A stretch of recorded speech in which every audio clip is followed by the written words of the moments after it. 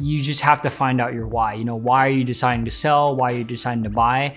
I'm not here to tell you whether to buy or sell, but I'm here as a consultant and as a resource for you, and put perspective on things if you want my perspective on those things. Finding out your why really will dictate why you're looking to sell, why you're looking to buy, if you should sell, if you should buy. Because I have clients ask me all the time, well, is right now a good time to buy? Well, it depends. I mean, I don't think the answer is yes or no. It's not as easy as that. Well, it depends. It depends on your goals. Why are you looking to buy? Or on the sell side, why are you looking to sell? Are you looking to sell because you want to make money? Are you looking to sell because you're maybe in a 2-bedroom, 2-bath, and you have a kid and you have a baby on the way, so you physically need a 3rd bedroom, but always, square down of why you're looking to buy or sell.